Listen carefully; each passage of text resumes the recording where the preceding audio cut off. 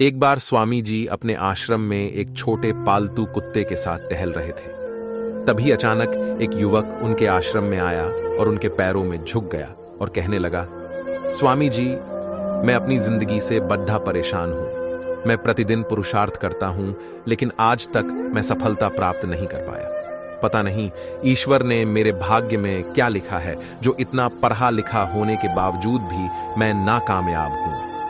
युवक की परेशानी को विवेकानंद जी तुरंत समझ गए। उन्होंने युवक से कहा, भाई थोड़ा मेरे इस कुत्ते को कहीं दूर तक सैर करा दो, उसके बाद मैं तुम्हारे प्रश्नों का उत्तर दूंगा। उनकी इस बात पर युवक को थोड़ा अजीब लगा, लेकिन दोबारा उसने कोई प्रश्न नहीं किया और कुत्ते को दौड़ ढाते हुए आगे निकल पड़ था।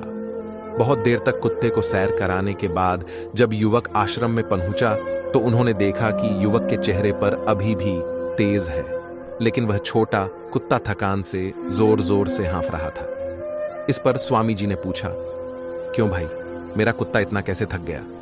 तुम तो बड़े शांत दिख रहे हो, क्या तुम्हें थकावट नहीं हुई?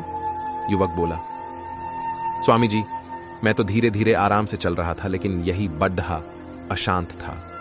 रास्ते में मिलने वाले सारे जानवरों के आगे पीछे दौड़ रहा था, इसीलिए एक जैसी दूरी तय करने के बावजूद भी यह इतना थक गया। तब विवेकानंद जी ने कहा, भाई तुम्हारे प्रश्नों का उत्तर भी तो यही है। तुम्हारा लक्ष्य तुम्हारे अगल बगल है, वो तुमसे कहीं दूर थोड़ी है, परंतु तुम अपने लक्ष्य का पीछा छोड़ डच करके अन्य लोगों के आगे पीछे दौड़ रहते रहते हो, और इस तरह तुम जिस चीज को पाना चाहते हो उससे दूर चले जाते हो।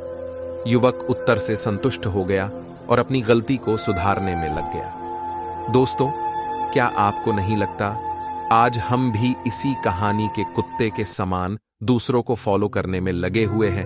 अगर आपका मित्र डॉक्टर है तो आप भी वही बनना चाहते हैं, भले ही उसमें आपकी कोई रुचि हो या नहीं। ऐसा करके हम अपनी प्रतिभा को खो बैठते हैं और जिंदगी भर संघर्ष करते रहते हैं। इसलिए दोस्तों, दूसरों को फॉलो ना करें, अपना लक्ष्य खुद बनाएं और उसके पीछे पूरे लगन सा